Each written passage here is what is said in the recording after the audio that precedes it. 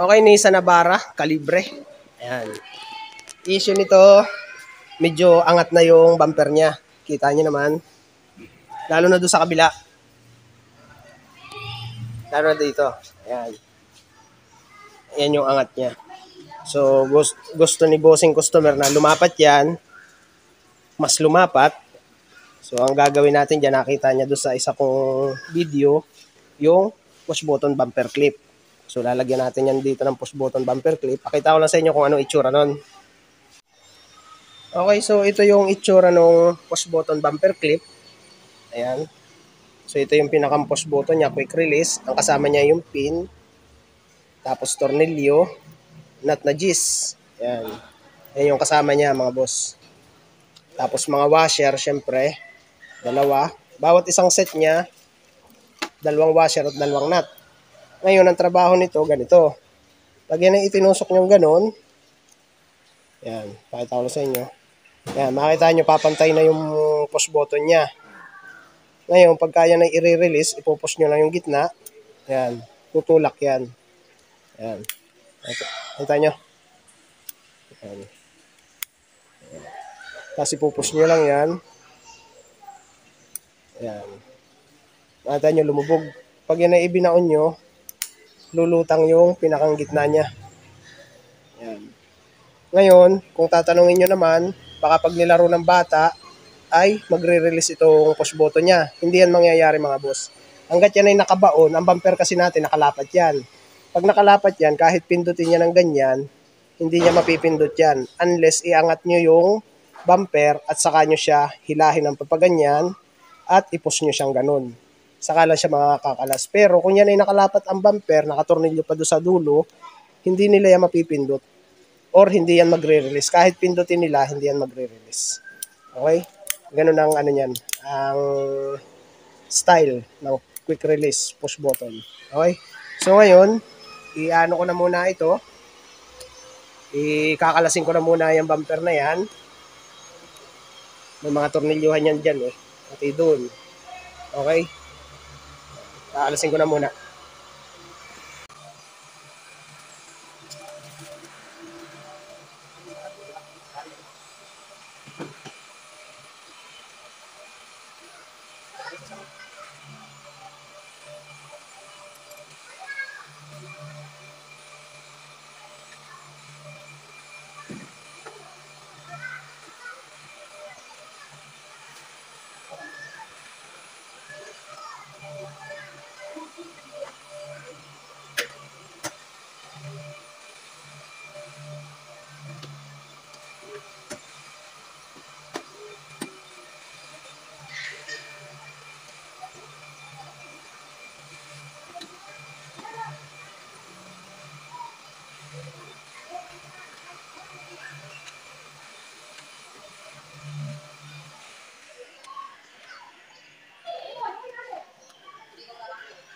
Okay, nakalas ko na yung grills. Doon sa ibabaw, clip lang yan. Sinisikwat lang na clip yan, 4. Tapos dito, kung mapansin nyo, may sinikwat lang ako dito, flat screw. Yun, pipihitin nyo lang yan, iaayon nyo lang yan doon sa square.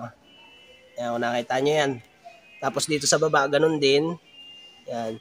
Pipihitin nyo lang yan ng flat screw. Kailangan pumantay lang yan. Tapos syempre, pag natanggal nyo yun, yung 4 na yan, kailangan ibalik nyo agad. Pipihit nyo lang din naman yan dito sa likod. Dito. Saan ba yan? Yan, ipipihit nyo lang din naman yan dito sa likod. Yan, naibalik ko na yan eh. Okay, ganun lang. So ngayon, babaklasin ko na ulit yung mga, tatanggalin ko na yung ibang mga clip dyan. Pati yung, yan, may mga clip lang yan eh. 1, 2, 3. Tapos dito, tornilyo. Tapos dito, meron yung tornilyo dito sa likod. Kailangan yung kalasin yan. Ayun, tornilyo yan. Tapos dito sa ilalim, may mga tornilyo din yan. Kita nyo naman, yan, 1, 2. Ayan, makikita nyo naman yan, nasa bungad. Ayan, ito, tornilyo din yan eh. Ayan, mga butas-butas na yan, nandun. Pati dito sa kabila. Okay. So yun, kakalasin ko na muna to. Yung mga tornilyo at clip.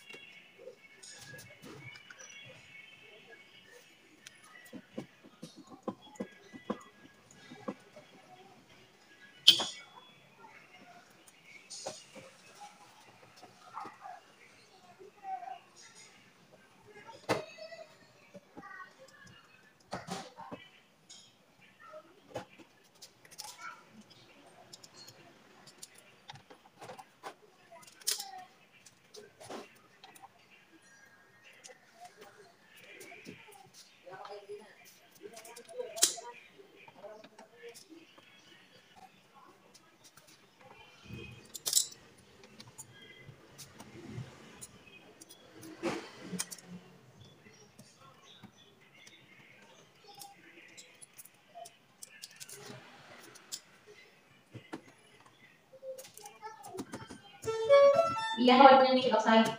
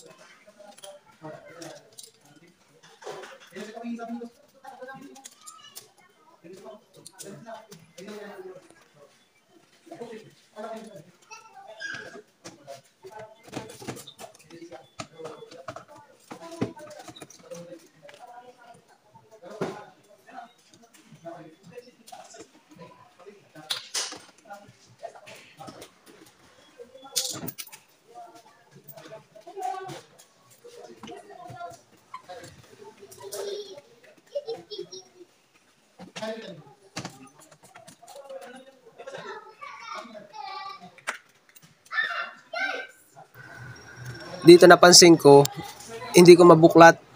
Tapos sinilip ko doon sa likod, ando pala ang tornilyo. Kaya ang ginawa ko dyan, ibinalik ko na lang yung 2 o 3 tornilyo yung kinakabit ko dyan, yung kinalas ko dyan. Ibinalik ko na yun. Kasi ang tornilyo niya nasa loob. Kaya dudukutin ko na lang yan. Makikita niyo naman kung paano ko ginawa yun.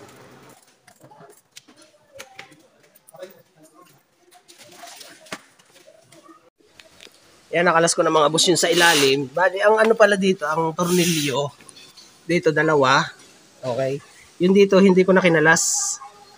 Yung na mga nasa labas sa tornilyo. Ito lang 2. Tapos doon sa kabilang dulo. Tapos nandito yung ibang tornilyo niyan sa loob. 4. Yan, dukutan lang. Masyadong magipit yung pagkakadukot ko. Pero yun na lang ang kinalas ko kaysa ito pang buong panel na plastic ang kalasin. Ito na lang ang kinalas ko 4. Para isang buo siyang kakalasin. Ayan. Okay. Ayos na ito.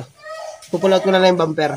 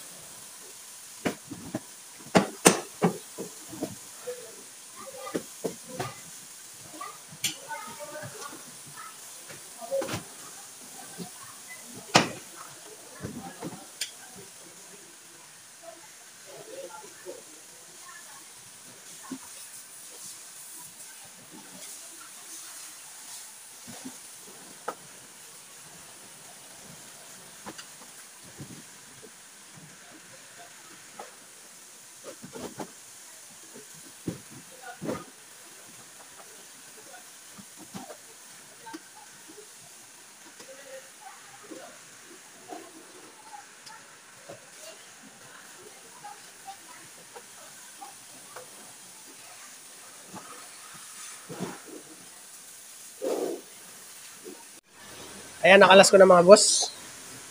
Yung bumper.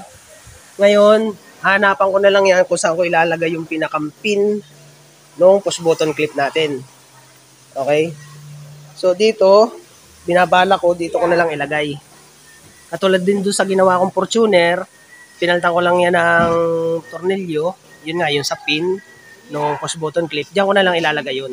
So yung push button niya, banda rito. Medyo malayo dito sa ano niya, sa kanyang dugtungan. Pero lalapat pa rin yung ating bumper niyan. Okay? So dito, ganun din. Yan. Okay? So yun. Susubukan ko na muna yun. Ipalitan nito ng ano, ng rivet nut. Kakalasin ko muna to. Ibabalik ko dyan yung rivet nut. Okay? Ayan mga boss. Kinalas ko na yung puti na pinakang clip niya. Ayan, makikita nyo yan. Kinalas ko na yan. Tapos dito sa butas na ito, dahil kakabitan ko yan nung pin na push button clip, quick release, push button, ganito naman ang gagawin ko dyan. Kumuha ako nung ganito yung rivet nut gun. Yan. Yan yung tools na gagamitin. Ayan, ito yon. Tapos ito, dahil sakto naman na yung butas niya, hindi na ako magkikikil dyan. Ito yung pang gis na tornilyo eh. Ayan. Papasok lang yan na ganun. Ayan. Tapos ipe-press na nitong tools na to. Okay? So ipakita ko sa inyo. So ayan, ipapakita ko sa inyo kung paano. Isinaksa ko na yan dito. Okay.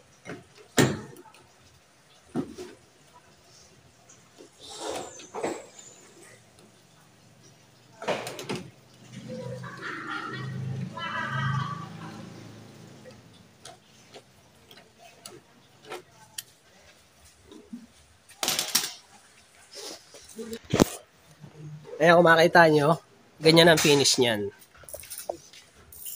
Ayan, okay? Na-press na siya. So yung tornilyo niya, dyan na yun ilalagay. Okay? Doon naman sa kabila. Okay, dito naman sa kabila. Dali na rin natin to.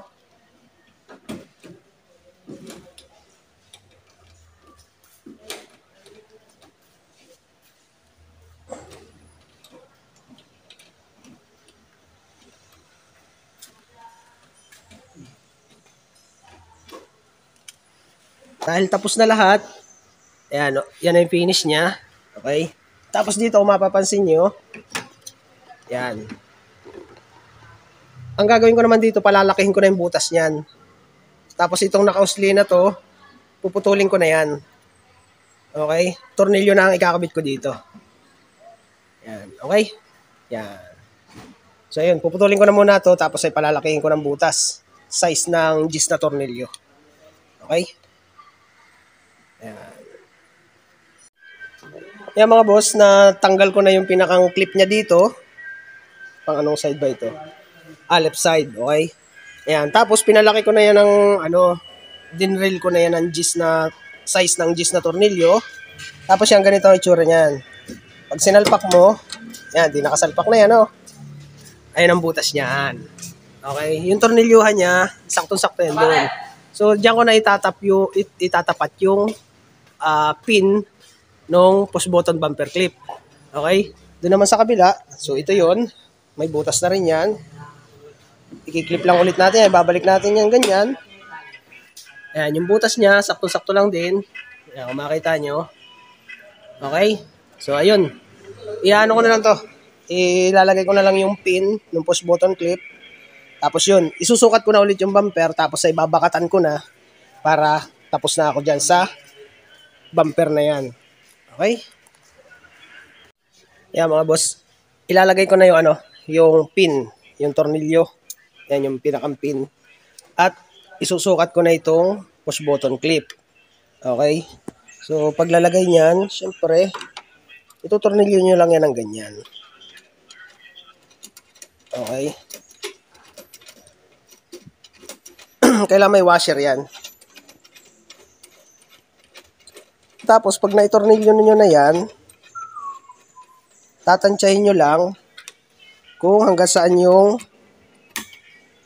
dito. Yan. I-adjust nyo lang yan kung hanggang saan yung pantayan nito. Yan.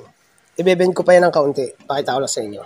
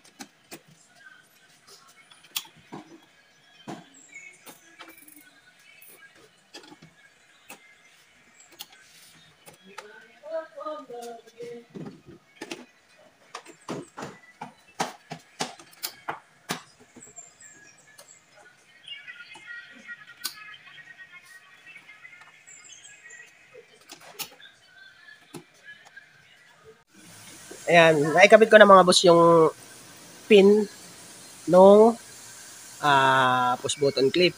Ayan, kung napansin nyo, medyo nakabend siya pataas. Ngayon, isusukat ko yan mamaya. Pag nabutasan ko na yung bumper, isusukat ko yan kung tatama yung lock, yung pinakang tornilyo nito. Kasi may tornilyuhan yan eh. Titingnan ko kung sasabit dito. Kung sasabit man, tatabasan ko lang yan. Ika-cutter blade ko lang yan. Itong ibabaw na ito kasi malalim naman tong part na to eh. Ayan, dito naman sa kabila. Ayan, ganun din. Medyo nakabend yan. Ayan o. Ngayon, kung sasabit din itong nasa ibabaw, tatabasan ko din lang yan. Isusukat ko na muna yung bumper. Tapos lalagyan ko na ng marking para doon sa pagbubutasan para dito sa push button. Okay?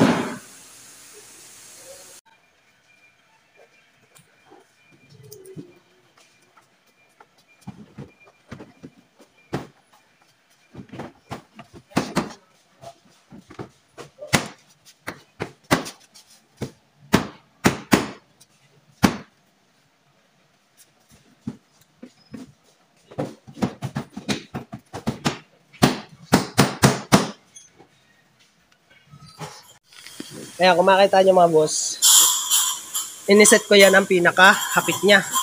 Okay? Tapos saka ko siya pinalo para magkaroon ng bakat. Ayan. So ito yung bakat niya, ito na yung bubutasin ko pag lalagyan ko nitong push button bumper clip natin. Yan, dyan na yan sa tapat niya. Okay, dito sa kabila, ganun din. Kung nakita nyo naman, sinagad ko yung ganyan at pinalo ko yun ng ganun para magkaroon siya ng marking. Doon sa marking niya, doon na yung bubutasin ko para dito sa push button bumper clip. Okay? So, ganun lang mag-ano yan. Maglagay ng marking para hindi kayo kaysa yung susukat pa kayo ng kung ano-anong pansukat na ganyan. Ganun lang, sapat na. Yan, bubutasin ko na lang yan. Okay? So, kakalasin ko na ulit yan, tapos ay bubutasan ko na yun, ikakabit ko na yung push button. Tapos, titingnan ko na lang doon sa sinasabi ko kanina kung kailangan ko magbawas doon sa panel na yon or hindi na. Gawa kasi nito eh. Itong parang bolt nut na ito. Pinakang bolt. Okay? Nakalasin ko na muna ulit yan. Okay, nakalas ko na. So, ipakita ko lang sa inyo yung marking ng pagpalo ko kanina doon sa bumper. Ayan. Yan yung marking niya. Yung pin nung natin doon, nung push button clip. Ayan, ito yung marking niya. Markings. So, dito sa kabila, bumakat yun. Ayan. Okay. So, yun. Bubutasan ko na lang ito. Tapos, ang pambutas niyan, yung mga pang-camera. Ayan. Ganyan kalaki yan yung pang-camera. Or yung pang-back sensor.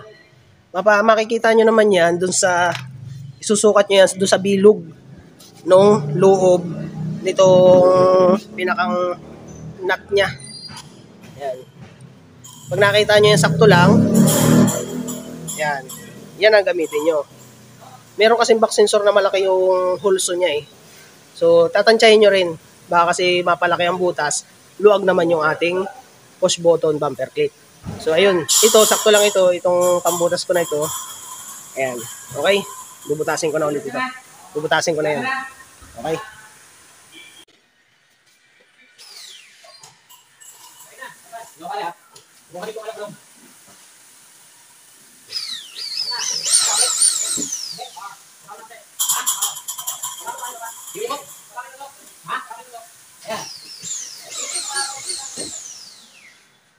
Ayan. O, nasa atin yan. Ayan. Okay na yan. Niyabik. Thank you.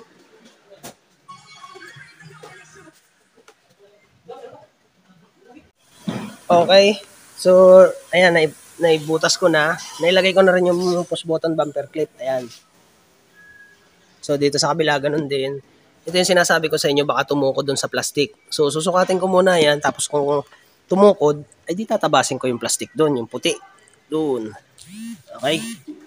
Yan yung finish niyan. Kailangan laging ikakabit ito para hindi siya tumalsik pagka pinindot itong push button niya. Okay? Kakabit ko na muna yan para masubukan ko kung kailangan magbaklas doon ng kung kailangan magtabas dito. Yan.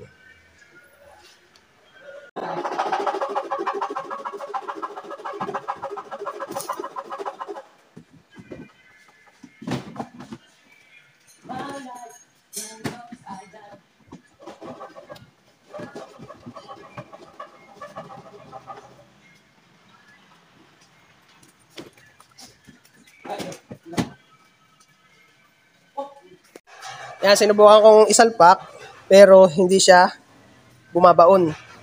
Okay, so yung plastic ditong puti, magtatabas ako doon para pumasok yung ano niya. Nasabit yung lock niya dito eh, nung push button, yung pinakang parang tornilyo, yung parang pinakang nut. Dito, ganun din. Ayan. So, tatabasan ko na muna yung puti na yun. Pupull out ko muna ulit yung bumper. Okay? Malapit na ito, malapit na. Okay, ganyan ang ginawa ko mga boss. Kailangan pa rin talaga tabasan ng ganito kalaki para yung nut niya nung push button clip ay hindi sumabit. Ayan, kung makita nyo yan. Ganyan kakapal yung nabawas ko. Okay, dito sa kabila, ganun din syempre. Ayan. Tapos syempre yung bend niya medyo pataas. Ayan. Okay. So susukatin ko na yung bumper, tapos ay malalaman natin kung kayang i-release yung push button pagka inangat yung bumper. Okay?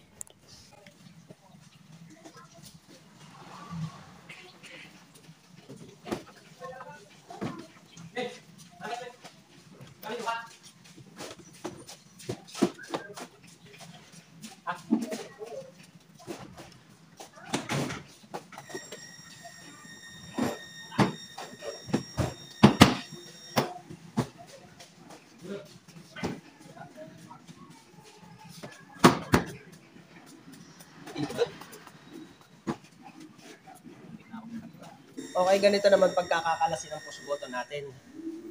Ito. Kailangan kalasin nyo muna yung tornilyo dito sa ilalim. Yan. Pagka nakalas nyo na yan, iangat nyo, saka nyo i-press itong button. Ganun lang. Ayan o. Okay. Tapos pag ibabalik, sampak nyo lang maigi. Yan. Ganun lang. Okay? Yan. Okay na, ikabit ko na. So, yan yung finish niya. So, kita nyo naman, pikit na pikit na. Yan. So, ayan, pantay na pantay yung push button clip. Doon naman sa kabila, kung mapansin nyo, yan, ganun din. Lapat na yan. Yan. Tapos yung, ano niya, push button clip niya, okay na rin. So, ipo-pull out ko na ulit yung bumper at ipifix ko na lahat yan. Okay? Ayos na yan. Ayan o.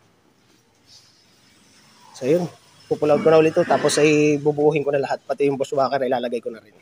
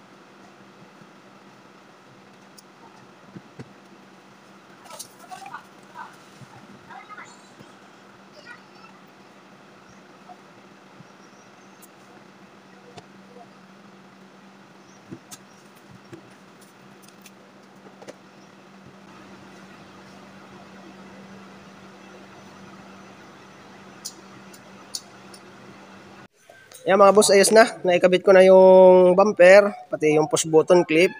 Tingnan muna natin. So, ayan yung finish. Pikit na siya. Makita nyo.